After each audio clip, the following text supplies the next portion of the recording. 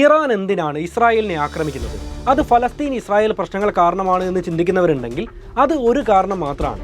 കൂടാതെ ഇസ്രായേൽ പച്ചവെള്ളം ചവച്ചരച്ച് കുടിക്കുന്നവരൊന്നുമല്ല. അവർ ഇറാനോട് എന്ത് ചെയ്യുന്നു എന്നും നമ്മൾ അറിഞ്ഞിരിക്കണം. ഇറാന്റെ തലസ്ഥാനമായ ടെഹ്റാൻ സ്ക്വയറിൽ 2040 സെറ്റ് ചെയ്ത് വെച്ച ഒരു കൗണ്ട് ഡൗൺ ക്ലോക്ക് ഉണ്ട്. 2040 ആവുമ്പോഴേക്കും ഇസ്രായേലിന്റെ സമ്പൂർണ്ണ നാശം ഉറപ്പാക്കാനുള്ള ഓർമ്മപ്പെടുത്തലാണ് ആ ക്ലോക്ക് നൽകുന്നത്. എന്നാൽ ഒരു കാലത്ത് ഇസ്രായേലുമായി നല്ല സൗഹൃദ ബന്ധം ഉണ്ടായിരുന്ന ഇറാൻ എന്ന രാജ്യം എങ്ങനെ ശത്രുപക്ഷത്തെത്തി? എന്താണ് ഇരു രാജ്യങ്ങളും തമ്മിലുള്ള യഥാർത്ഥ പ്രശ്നം? നമസ്കാരം, ഞാൻ അനുരാഗ്. ഈ വിഷയം മനസ്സിലാക്കാൻ ഇനി ഒരുപാട് വീഡിയോസ് കാണണ്ട. ഈ ഒരൊറ്റ വീഡിയോയിലൂടെ സമ്പൂർണ്ണ കാര്യങ്ങൾ മനസ്സിലാക്കാം. നമുക്ക് നേരെ വീഡിയോയിലേക്ക് പോവാം.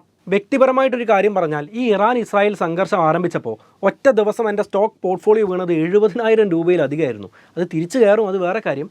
എങ്കിലും ഞാൻ എൻ്റെ ഓവറോൾ പോർട്ട്ഫോളിയോ ഇപ്പോഴും ലാഭത്തിൽ നിർത്തിയിട്ടുണ്ട്. അതിൻ്റെ കാരണം എനിക്ക് സ്വർണ്ണത്തിൽ നിക്ഷേപമുണ്ട്. സ്വർണം നമുക്കറിയാം ഇപ്പോൾ ഓൾ ടൈം ഹൈയിലുമാണ്. ശരിക്കും ഇതുപോലെ കൃത്യമായിട്ട് നിക്ഷേപിച്ചാൽ ഒന്നും പേടിക്കാതെ ഭാവിയിൽ വലിയ നേട്ടങ്ങൾ ഉണ്ടാക്കാൻ പറ്റും. എന്നാൽ നല്ല രീതിയിൽ ചെയ്യണം. ഈ കാര്യങ്ങൾ നന്നായിട്ട് പഠിക്കണം എന്ന് താല്പര്യമുള്ളവർക്ക് എൻ്റെ പേഴ്സണൽ ഫൈനാൻസ് മാസ്റ്റർ ക്ലാസ്സിൽ ജോയിൻ ചെയ്യാവുന്നതാണ്. ലിങ്ക് ഞാൻ കമൻറ്റിൽ കൊടുത്തിട്ടുണ്ട്. ഏതാണ്ട് 6 മണിക്കൂർ പ്രീ റെക്കോർഡഡ് ക്ലാസ്സുകൾ ലോകത്തിൻ്റെ ഏത് ഭാഗത്തുനിന്നും എപ്പോൾ വേണമെങ്കിലും നിങ്ങൾക്ക് കാണാവുന്നതാണ്. പെട്ടെന്ന് പണക്കാരനാവാം എന്ന് കരുതി ആരും കോഴ്സിൽ ജോയിൻ ചെയ്യരുത്.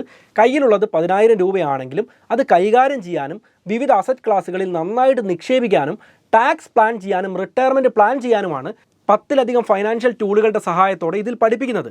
ഫോണിൻ്റെ ലൊക്കേഷൻ ഓൺ ചെയ്ത് ഏത് രീതിയിൽ വേണമെങ്കിലും പേയ്മെൻറ്റ് നടത്താം. 6,000 രൂപ വിലയുള്ള കോഴ്സ് ഈ വീഡിയോ വഴി ജോയിൻ ചെയ്യുന്ന ആദ്യ 250 പേർക്ക് 2,799 രൂപയ്ക്ക് ഇപ്പോൾ ലഭ്യമാണ്. കോഴ്സിന് ഫ്ലോട്ടിംഗ് റേറ്റ് ആണ്. പെട്ടെന്ന് തന്നെ ജോയിൻ ചെയ്തോളൂ. 2024 ഏപ്രിൽ 1 സിറിയയിലെ ഡമാസ്കസിലെ ഇറാനിയൻ ഡിപ്ലോമാറ്റിക് ബിൽഡിങ്ങിന് നേരെ ഒരു എയർ സ്ട്രൈക്ക് ആക്രമണം നടന്നു. ഇറാന്റെ ഉന്നത സൈനിക ഉദ്യോഗസ്ഥരും ഇസ്ലാമിക് റവല്യൂഷണറി ഗാർഡ് കോപ്സിന്റെ സീനിയർ മെമ്പറുമടക്കം 7ലധികം പേർ കൊല്ലപ്പെട്ടു. കൊല്ലപ്പെട്ടവരിൽ ഇറാന്റെ ബ്രിഗേഡിയർ ജനറലും ഡെപ്യൂട്ടി ജനറലും ഉണ്ടായിരുന്നു. ഈ ആക്രമണം നടത്തിയത് ഇസ്രായേലാണ് എന്ന് ഇറാൻ ആരോപിക്കുമ്പോൾ ഇസ്രായേൽ ഈ കാര്യം അംഗീകരിക്കുകയോ നിരാകരിക്കുകയോ ചെയ്തിട്ടില്ല. ചരിത്രത്തിൽ ഇന്നോളം നടക്കാത്ത രീതിയിൽ ഇറാനിയൻ സൈന്യത്തിലെ ഉന്നത പട്ടാള ബുദ്ധി കേന്ദ്രങ്ങളാണ് കൊല്ലപ്പെട്ടത്. ഇറാന്റെ ഭാഗത്തു നിന്ന് കടുത്ത പ്രതിഷേധവും വെല്ലുവിളികളും ഉണ്ടായി. ഇറാൻ ശക്തമായി തിരിച്ചടിക്കുമെന്ന് ലോകരാഷ്ട്രങ്ങൾ പ്രതീക്ഷിച്ചിരുന്ന സമയത്ത് 2024 ഏപ്രിൽ 13 അർദ്ധരാത്രി 300ലധികം ക്രൂയിസ് ബാലിസ്റ്റിക് മിസൈലുകളും ഡ്രോണുകളും ജെറുസലേമിലേക്ക് കുതിച്ചെത്തി. ഇസ്രായേൽ എയർ ഡിഫൻസ് സിസ്റ്റം ഈ ആക്രമണത്തെ പ്രതിരോധിക്കുന്ന സമയത്ത് തന്നെ ഉന്നതതല മീറ്റിംഗ് വിളിച്ച അമേരിക്കൻ പ്രസിഡന്റ് ജോ ബൈഡൻ ഇസ്രായേലിന് പിന്തുണ അറിയിച്ചു. ഏത് വിധേനയും ഇസ്രായേലിൻ്റെ സുരക്ഷ ഉറപ്പാക്കാൻ ഞങ്ങൾ പ്രതിജ്ഞാബദ്ധരാണ് എന്ന് പരസ്യമായി പ്രഖ്യാപിച്ചിട്ടായിരുന്നു ഈ പിന്തുണ. ഇസ്രായേലിൻ്റെ പ്രധാനമന്ത്രി ബെഞ്ചമിൻ നെതന്യാഹു ഈ വിഷയത്തെക്കുറിച്ച് പറഞ്ഞത്, ഞങ്ങളെ വേദനിപ്പിക്കുന്നത് ആരാണോ അവരെ തിരിച്ചും വേദനിപ്പിക്കുമെന്ന ലഘു തത്വത്തിലാണ് ഞങ്ങൾ പ്രവർത്തിക്കുന്നത് എന്നായിരുന്നു. ഇസ്രായേലും ഫലസ്തീനുമായുള്ള നിലവിലെ പ്രശ്നങ്ങളുടെ സാഹചര്യത്തിൽ ഇസ്രായേൽ യുദ്ധം ചെയ്തുകൊണ്ടിരിക്കുന്നത് ഹമാസുമായിട്ടാണ്. ഹമാസ് നമുക്കറിയുന്നത് പോലെ ഒരു സുന്നി ഇസ്ലാമിക് മിലിറ്റൻ്റ് ഗ്രൂപ്പാണ്. സുന്നി മുസ്ലിങ്ങളിൽ നിന്നുണ്ടായി വന്ന സായുധ സംഘടനയാണ്. ആയുധം ഉപയോഗിച്ച് ഇസ്രായേലിനോട് പോരാടുന്ന സംഘടനയാണ്. എന്നാൽ സുന്നി ഇസ്ലാമിക് മിലിറ്റൻ്റ് ഗ്രൂപ്പുകൾ മാത്രമല്ല, ഷിയ ഇസ്ലാമിക് മിലിറ്റൻ്റ് ഗ്രൂപ്പായ ലെബനിലെ ഹിസ്ബുള്ളയും യമനിലെ ഹൂതികളുമെല്ലാം ഇസ്രായേലിനോട് സമാന്തരമായി തന്നെ പോരാട്ടത്തിൽ ഏർപ്പെട്ടുകൊണ്ടിരിക്കുകയാണ്. ഈ ഷിയ മിലിറ്റൻ്റ് ഗ്രൂപ്പുകൾക്ക് പിന്തുണ നൽകുന്നു എന്ന് പറയപ്പെടുന്ന രാജ്യമാണ് ഇറാൻ. എന്നാൽ ഷിയ മുസ്ലിങ്ങളും സുന്നി മുസ്ലിങ്ങളും തമ്മിൽ പല പ്രശ്നങ്ങളും എല്ലാ കാലഘട്ടത്തിലും ഉണ്ടായിട്ടുണ്ട്. രണ്ടുപേരും ഒരേ മതത്തിൻ്റെ ഭാഗങ്ങളാണ് എങ്കിലും അവരുടെ വിശ്വാസ പ്രമാണങ്ങൾ തമ്മിൽ പല പ്രശ്നങ്ങളുണ്ട്. രണ്ടു കൂട്ടരും വിശ്വസിക്കുന്നത് തങ്ങളാണ് യഥാർത്ഥ മുസ്ലിങ്ങൾ എന്ന് തന്നെയാണ്. ഇവർക്കിടയിൽ പല പ്രശ്നങ്ങൾ ഉണ്ട് എങ്കിലും ഇസ്രായേൽ വിരോധത്തിൻ്റെ കാര്യത്തിൽ ഇവർ ഒറ്റക്കെട്ടാണ് എന്ന് നമുക്ക് മനസ്സിലാക്കാൻ വേണ്ടി പറ്റും. എന്നാൽ ഈ സംഘടനകൾ മാത്രമല്ല, സിറിയയിലെ ആംഡ് ഫോഴ്സസും ഇറാഖിലെ പോപ്പുലർ മൊബിലൈസേഷൻ ഫോഴ്സും എല്ലാം ഇസ്രായേലിനെതിരെ സമാന്തര പോരാട്ടത്തിൽ ഏർപ്പെട്ടുകൊണ്ടിരിക്കുകയാണ്. ഇറാന്റെ പ്രോക്സി ആർമി എന്നാണ് ഈ കൂട്ടരെ എല്ലാം ചേർത്തുകൊണ്ട് ഇസ്രായേൽ വിളിച്ചുകൊണ്ടിരിക്കുന്നത്. ഇറാൻ നേരിട്ട് ഇസ്രായേലിനോട് യുദ്ധം ചെയ്യുന്നില്ല, പക്ഷേ ആയുധവും പണവും പരിശീലനവും അടക്കം നൽകി ഈ സംഘടനകളെ കൊണ്ട് ഇസ്രായേലിനെതിരെ യുദ്ധം ചെയ്യിക്കുകയാണ് എന്ന് അവർ ഉറച്ചു വിശ്വസിക്കുന്നു. അതേ ആരോപണം തന്നെ പലപ്പോഴും ഉന്നയിക്കുകയും ചെയ്യുന്നു. ഈ സമയത്ത് ഹമാസിനോട് മാത്രം യുദ്ധം ചെയ്താലോ അവരെ മാത്രം ഇല്ലാതാക്കിയാലോ യുദ്ധത്തിൽ ജയിക്കാൻ ഇസ്രായേലിനെ കൊണ്ട് പറ്റുമോ? ഒരിക്കലും പറ്റില്ല. കാരണം ഇസ്രായേലിനെതിരെ യുദ്ധം ചെയ്യുന്നത് ഹമാസ് മാത്രമല്ല, അവർക്ക് പാരലലായി തന്നെ മറ്റ് സംഘടനകളും ഇസ്രായേലിനെതിരെ പോരാട്ടത്തിലാണ്. അവരുടെ എല്ലാം പിന്നിൽ ആരാണ്? ഇറാൻ എന്ന രാജ്യമാണ് എന്നാണ് ഇസ്രായേൽ വിശ്വസിക്കുന്നത്, പറയുന്നത്. അപ്പോൾ ഇസ്രായേലിന് യുദ്ധത്തിൽ ജയിക്കണമെങ്കിൽ ആ ബുദ്ധി കേന്ദ്രത്തെ ഇല്ലാതാക്കണ്ടേ? ഈ ബുദ്ധി കേന്ദ്രം ആരായിരിക്കും? ഇറാനിയൻ പട്ടാളത്തിലെ ഉന്നത ഉദ്യോഗസ്ഥർ തന്നെയായിരിക്കും. അവർക്ക് താക്കീത് എന്ന രീതിയിലായിരിക്കണം സിറിയയിലെ ഇറാനിയൻ ഡിപ്ലോമാറ്റിക് സെൻറ്റർ ഇസ്രായേൽ ആക്രമിച്ചത് എന്നാണ് പറയപ്പെടുന്നത്. ഇവിടെ പറയുന്ന പല കാര്യങ്ങളും പറയപ്പെടുന്നത്, ആരോപിക്കുന്നത് എന്നെല്ലാം ആണെങ്കിലും ഇതെല്ലാം പരസ്യമായ രഹസ്യം തന്നെയാണ്. പലപ്പോഴും ഇവരെ നിങ്ങൾ ആക്രമിച്ചോ എന്ന് ചോദിച്ചാൽ ആക്രമിച്ചു എന്നും പറയില്ല, ആക്രമിച്ചില്ല എന്നും പറയില്ല. പക്ഷേ എല്ലാവർക്കും അറിയാം ആരെയാണ് ആക്രമിച്ചത് എന്ന കാര്യങ്ങളെല്ലാം തന്നെ. ഇത്രയും പറഞ്ഞപ്പോൾ ഈ വിഷയത്തിൽ ഏതാണ്ടൊരു ധാരണ കിട്ടിക്കാണും. എങ്കിലും ഒരു കാലത്ത് ഇസ്രായേലും ഇറാനും നല്ല സുഹൃത്തുക്കളായിരുന്നു. പിന്നെ എങ്ങനെയാണ് ഇവർ എതിർപക്ഷത്തായത്? ആ കാര്യങ്ങൾ മനസ്സിലാക്കിയാലാണ് കൃത്യമായി ഇറാൻ എന്തിനാണ് ഇസ്രായേലിനെ ആക്രമിക്കുന്നത് എന്നും ഇസ്രായേൽ എന്തിനാണ് ഇറാനെ ആക്രമിക്കുന്നത് എന്നും കൃത്യമായിട്ട് നമുക്ക് മനസ്സിലാക്കാൻ വേണ്ടി പറ്റുക. ആ കാര്യങ്ങൾ വളരെ ചുരുക്കി വളരെ പെട്ടെന്ന് നമുക്ക് മനസ്സിലാക്കാം. 1948 ആധുനിക ഇസ്രായേൽ ഉണ്ടാവുന്നത്. ബ്രിട്ടീഷുകാർ ഭരിച്ചിരുന്ന പ്രദേശം അവർ വിട്ടുപോയ സമയത്ത് അറബ് വംശജർക്ക് വേണ്ടി ഒരു പ്രത്യേക സ്ഥലവും അതുപോലെ ജൂത വംശജർക്ക് വേണ്ടി മറ്റൊരു സ്ഥലവും നൽകുന്നു. അങ്ങനെയാണ് ഇസ്രായേൽ എന്ന് പറയുന്ന രാജ്യം ഉണ്ടാവുന്നത്. എന്നാൽ ഇസ്രായേൽ എന്ന് പറയുന്ന രാജ്യം ഉണ്ടായത് മുസ്ലിം ഭൂരിപക്ഷ രാജ്യങ്ങൾക്ക് ഒന്നും തന്നെ ഒട്ടും ഇഷ്ടമാവുന്നില്ല. ഈ സമയത്ത് പോലും ഇസ്രായേൽ എന്ന് പറയുന്ന രാജ്യത്തെ അംഗീകരിക്കാനും അങ്ങനെ ഒരു രാജ്യമുണ്ട് എന്ന് പറയാനും തയ്യാറായ ആദ്യ മുസ്ലിം ഭൂരിപക്ഷ രാഷ്ട്രങ്ങളിൽ ഒന്നായിരുന്നു ഇറാൻ. അതിന് പ്രധാനപ്പെട്ട ഒരു കാരണം ഇറാനും അമേരിക്കയും അന്ന് നല്ല സൗഹൃദത്തിലായിരുന്നു. അമേരിക്കയുടെ അനുഗ്രഹത്തോടെ ഇസ്രായേൽ ഉണ്ടാവുകയും ഇസ്രായേലിനെ അമേരിക്ക പിന്തുണയ്ക്കുകയും ചെയ്തപ്പോൾ സ്വാഭാവികമായിട്ടും ഇറാനും ഇസ്രായേലിനെ പിന്തുണച്ചു. പിന്നീട് ധാരാളം വ്യാപാര ബന്ധങ്ങൾ ഇറാനും ഇസ്രായേലും തമ്മിൽ നടന്നിരുന്നു. ഇസ്രായേലിനെയും ഇറാനെയും ബന്ധിപ്പിക്കുന്ന കടലിനടിയിലൂടെയുള്ള വലിയ എണ്ണ പൈപ്പുകൾ പോലും ഒരു കാലത്തുണ്ടായിരുന്നു. 1940 മുതൽ 1979 വരെയായിരുന്നു ഷാ ഭരണകൂടം ഇറാനിൽ ഭരിച്ചിരുന്നത്. ഈ സമയത്താണ് അമേരിക്കയും ഇസ്രായേലും ഇറാനും തമ്മിൽ വളരെ നല്ല ബന്ധമുണ്ടായിരുന്നത്. എന്നാൽ 1979 ഇറാനിൽ ഇസ്ലാമിക് റവല്യൂഷൻ, ഇസ്ലാമിക വിപ്ലവം പൊട്ടിപ്പുറപ്പെടുകയാണ്. ഇതേ തുടർന്ന് റിഹൊല്ല ഖൊമേനിയാണ് അധികാരത്തിലെത്തുന്നത്. അമേരിക്കയെ ശക്തമായി എതിർക്കുന്നതും മതത്തെ ഉയർത്തിപ്പിടിക്കുന്നതുമായിരുന്നു ഇദ്ദേഹത്തിൻ്റെ ആശയം.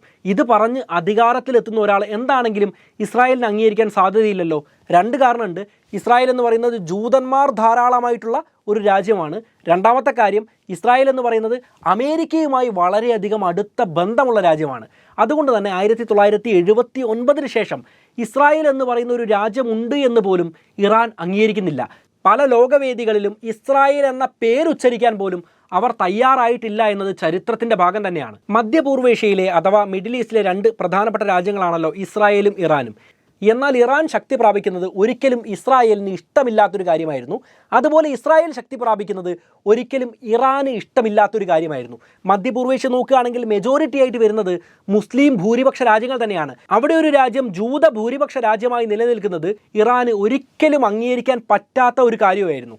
1990-കൾക്ക് ശേഷം നിരവധി ഭീകരാക്രമണത്തിൽ ഇറാന് പങ്കുണ്ട് എന്ന കാര്യം ആരോപിക്കപ്പെടുന്നുണ്ട്. അതുപോലെ ലോകവേദികളിൽ നമ്മൾ നോക്കുകയാണെങ്കിൽ ഇസ്രായേലിനെ ഇപ്പോൾ UN-ന്റെ ഭാഗമാക്കി സ്വീകരിക്കുന്നതിനെ എതിർത്ത രാജ്യങ്ങളിലൊന്ന് ഇറാൻ എന്ന് പറയുന്ന രാജ്യം തന്നെയാണ്. അതുപോലെ ലോകവേദികളിൽ എപ്പോഴും ഇസ്രായേലിനെ ഇറാൻ എതിർക്കുന്നതായിട്ട് നമുക്ക് കാണാൻ പറ്റും. ഇസ്രായേലിനെ സംബന്ധിച്ചിടത്തോളം അവർ വളരെ പവർഫുൾ ആണ് എന്ന് പറയാനുള്ള കാരണങ്ങളിൽ പ്രധാനപ്പെട്ടത് അമേരിക്കയുമായിട്ടുള്ള സൗഹൃദമാണ്. ഇസ്രായേലിനെ ആരെങ്കിലും ആണവപരമായിട്ട് ആക്രമിക്കുകയാണെങ്കിൽ അമേരിക്ക ആണവായുധം പ്രയോഗിക്കുമെന്ന കാര്യം സംശയമില്ലാത്തതാണ്. എന്നാൽ ഇറാൻ എന്ന് പറയുന്ന രാജ്യം ഒരു ആണവശക്തി പോലുമല്ല. ഇറാൻ ആണവശക്തിയാവാൻ പലപ്പോഴും ശ്രമം നടത്തിയിട്ടുണ്ട്. 2010 മുതൽ 2012 വരെയുള്ള 2 വർഷത്തെ കാര്യം മാത്രം നമ്മൾ നോക്കിയാൽ ഇറാൻ ആണവശക്തിയാവാൻ ശക്തമായിട്ട് നടത്തിയ ശ്രമങ്ങൾക്കിടയിലാണ് 4 പ്രധാനപ്പെട്ട ആണവശാസ്ത്രജ്ഞന്മാർ ദുരൂഹ സാഹചര്യത്തിൽ കൊല്ലപ്പെടുന്നത്. ഇതിൽ ഇസ്രായേലിനും മൊസാദിനും പങ്കുണ്ട് എന്ന് ഇന്നും വിശ്വസിക്കുന്ന ആളുകളുണ്ട്. ഇറാൻ ശക്തമായി ഈ ആരോപണം ഉന്നയിക്കുന്നുണ്ട്. എന്നാൽ ഇസ്രായേൽ ഇതിപ്പോഴും അംഗീകരിച്ച് തന്നിട്ടില്ല. അതായത് പറഞ്ഞു വരുന്നത് ഇറാൻ ആണവശക്തിയാവാൻ ശ്രമിക്കുന്നു, പക്ഷേ അത് നടക്കുന്നില്ല. അതിന് പിന്നിൽ ഇസ്രായേലാണ് എന്ന് പറയുന്നു. പല കാലഘട്ടങ്ങളിലായി, പ്രത്യേകിച്ച് സോവിയറ്റ് യൂണിയൻ്റെ പതനശേഷമൊക്കെ ഇസ്രായേലും ഇറാനും തമ്മിലുള്ള പ്രശ്നങ്ങൾ വളരെയധികം കൊടുമ്പിരി കൊള്ളുന്നുണ്ട്. 2017 അങ്ങനെ ടെഹ്റാൻ സ്ക്വയറിൽ, ഫലസ്തീൻ സ്ക്വയർ എന്നെല്ലാം അറിയപ്പെടുന്ന പ്രദേശമാണ്, ഇറാൻ്റെ തലസ്ഥാനമാണ്. അവിടെ ഒരു ക്ലോക്ക് സ്ഥാപിക്കുകയാണ്. 2040 വരെയുള്ള പിന്നോട്ട് നടക്കുന്ന കൗണ്ട് ഡൗൺ ക്ലോക്കാണ്. ആ ക്ലോക്ക് കൊണ്ട് ഉദ്ദേശിക്കുന്നത് 2040 ആവുമ്പോഴേക്കും ഇസ്രായേലിൻ്റെ സമ്പൂർണ്ണ നാശം എന്നതാണ്. ഈ ഒരു സ്ഥലത്തിന് വളരെയധികം പ്രത്യേകതകളുണ്ട്. ഈ ഫലസ്തീന് വേണ്ടിയുള്ള പ്രക്ഷോഭങ്ങളും ഇസ്രായേലിനെതിരെയുള്ള പ്രക്ഷോഭങ്ങളുമെല്ലാം പലപ്പോഴും വലിയ രീതിയിൽ ലോക ശ്രദ്ധയെ ആകർഷിക്കുന്ന രീതിയിൽ കണ്ടക്ട് ചെയ്യപ്പെടുന്ന ഒരു മേഖലയും ഇതുതന്നെയാണ്. ഇതുകൊണ്ടെല്ലാം ഇറാൻ എന്താണ് ഉദ്ദേശിക്കുന്നത്? വാസ്തവത്തിൽ ഇറാൻ ഒരു ഷിയ മുസ്ലിം ഭൂരിപക്ഷ രാജ്യമാണല്ലോ. സൗദി അറേബ്യ പോലുള്ള സുന്നി മുസ്ലിം ഭൂരിപക്ഷ രാജ്യങ്ങളുമായിട്ട് ഇറാൻ പലപ്പോഴും വലിയ രീതിയിലുള്ള പ്രശ്നങ്ങളിൽ ഏർപ്പെട്ടിട്ടുണ്ട്.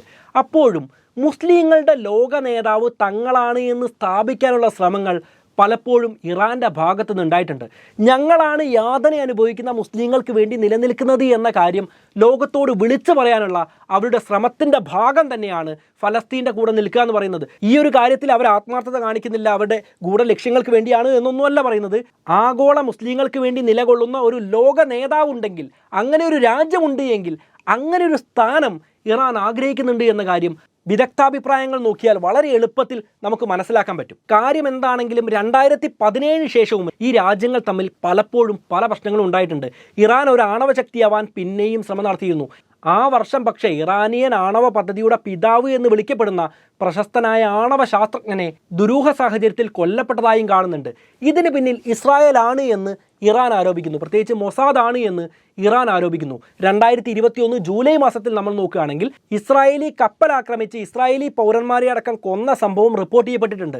ഇതിന് പിന്നിൽ ഇറാൻ ആണ് എന്നാണ് ഇസ്രായേൽ ആരോപിക്കുന്നത്. ഫലസ്തീൻ്റെ കൂടെ കാലങ്ങളായി നിലകൊണ്ടിരുന്നുവെങ്കിലും 2017 മുതൽ തന്നെ ഇസ്രായേലിൻ്റെ നാശത്തിന് വേണ്ടി ഒരു ക്ലോക്കെല്ലാം സ്ഥാപിച്ചിരുന്നുവെങ്കിലും സുന്നി മുസ്ലിം ഭൂരിപക്ഷ രാജ്യങ്ങളൊന്നും തന്നെ ഇറാനെ അംഗീകരിച്ചിരുന്നില്ല, അല്ലെങ്കിൽ ഇറാനെ അടുപ്പിച്ചിരുന്നില്ല. എന്നാൽ കാര്യങ്ങളെല്ലാം മാറി മറിയുന്നത് 2023 ഒക്ടോബർ മാസം 7-ാം തീയതിയാണ്.